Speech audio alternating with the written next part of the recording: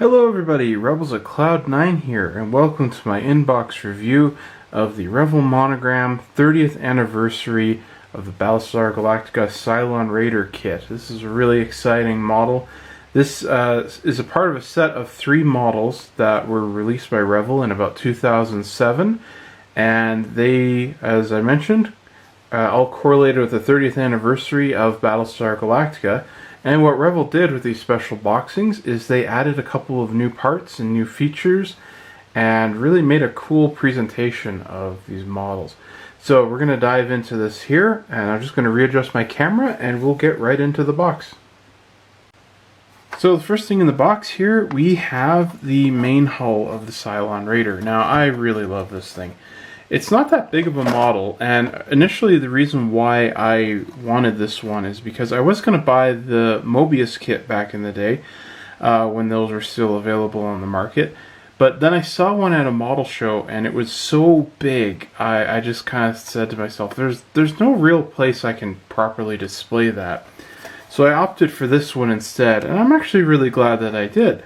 As much as I like Mobius, I find this one to be quite a charming model. It's got a bunch of the old detail and greeblies that they used to put on. Here we've got an engine in the back here, got a tank sprocket there, a tank wheel here. Here's some paneling from a tank, tank tracks. Tanks were apparently very common when they were designing a lot of the Star Wars and Battlestar and other sci-fi subjects. So there's a lot of parts and details hidden all over this model, and they're just fantastic to look at, and I always get such a kick out of that. You can notice that there is raised panel lining on this model, and I think in my case I'm going to try to rescribe all of this detail. It's not too complicated. If you wanted to rescribe this, most of it is just straight edges. The only curved edges are on the ending here. So yeah, on the, I guess, kind of the wing edge or leading edge. Yeah, leading edge. That's kind of where most of the complicated scribing would be. But as far as most of it goes, it's just straight lines. You also notice that there is no cockpit for this one, so the 3 Cylons are not sitting in there. There's no detail like that. However, there are aftermarket kits available, so you can add that detail if you would like. But all in all, it's molded very crisp and clean, and I really like this. So, taking a look at the bottom here, I'll just flip this around.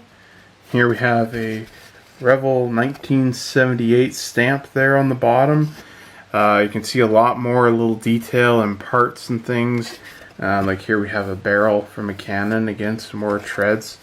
Interesting feature of this is the original kits had missile firing features, and that's what these 2 holes in the front here are for. So these will need to be filled in, but the plugs for those missiles are still there, but you don't get those with this kit. I believe they discontinued that with the second release of this model, but yeah, you don't get anything like that with this one. They don't even include the parts for that in this particular model. Another really cool feature that I like is it has this long tube in the middle here, and this was actually used on the filming models. That there was a plug in the back here, and they would remove this and insert another rod in there, and that was how they would have these on a stand, and they would be able to film them on the stand like that. So I think that's just a cool little feature here. So let's move on here. Our next parts here, we have the vent for the, we have the vents here for the forward cockpit section, and they're looking really nice and sharp. This is from an 88mm flat cannon that goes on the back, and this sits on the underside of the cockpit here. And we've got these kind of greebly intake parts here in the front. You notice these holes on here. Well, those are the holes that held the missiles inside with the rubber band missile launchers that I mentioned earlier. So they left the hole detail there. I'm going to have to figure out what to do there. I'll probably put some mesh screening on the inside or something. I'll figure that out when I get there. So detailing is pretty good, actually. It's a little on the soft side. It's not quite as sharp, but it's still really good detail. So here we have the backs. These go on the top section of the saucer. These are the backs of the engines here. So they'll fit on either side. These are opposite sides. But again, like I said, really nice detail. And they do need a bit of sanding to trim them up. Like there's some flashing down in here.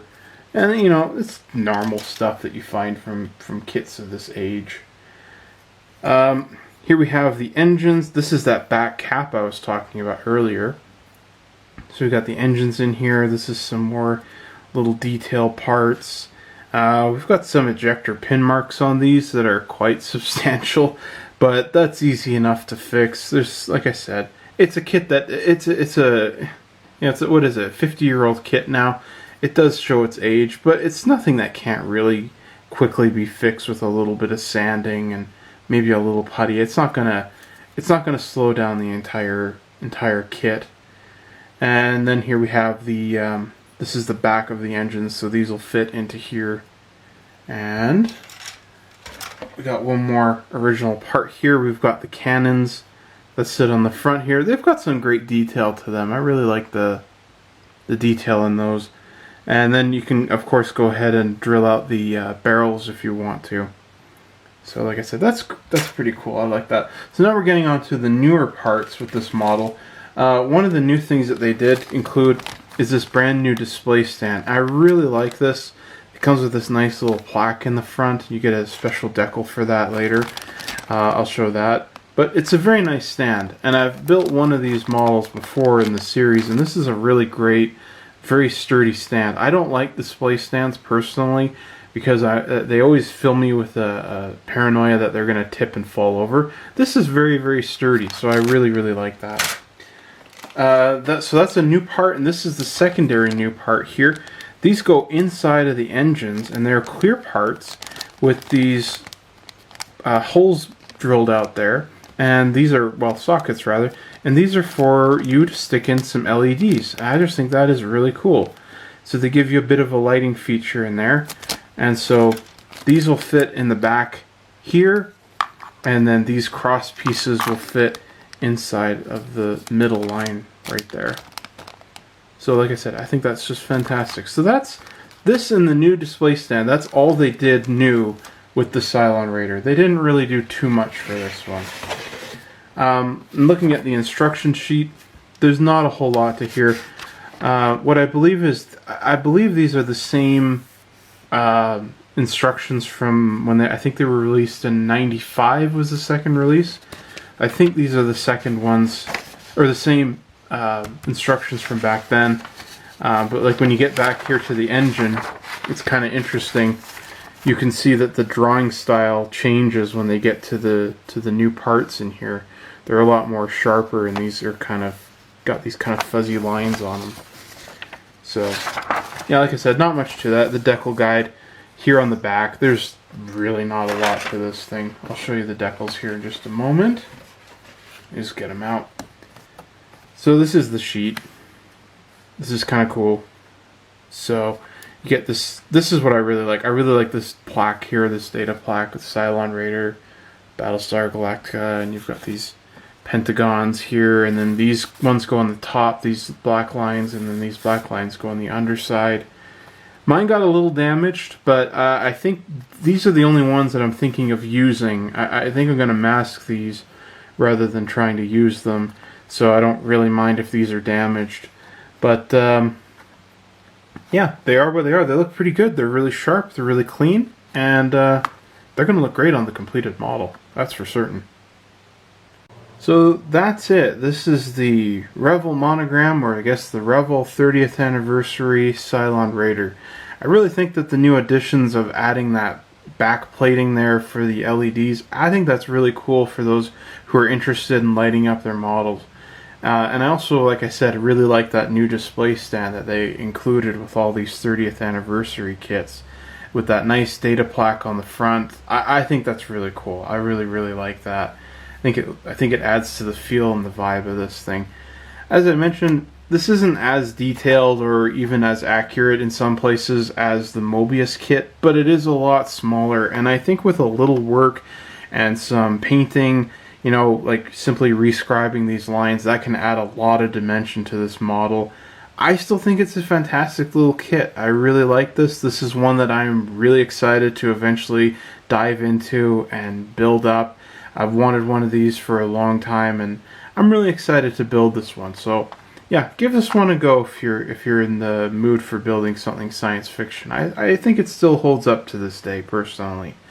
So I'd like to thank you all for watching. If you want to see more of the Revell 30th Anniversary Battlestar Galactica kits, please check out the link in the video description down below. I have links down there for the Colonial Viper as well as the Cylon Base Star. Hope you guys will check those out and enjoy those as well. And until then, this is Rebels of Cloud 9. Thank you so much for watching. I'll see you all later. Take care.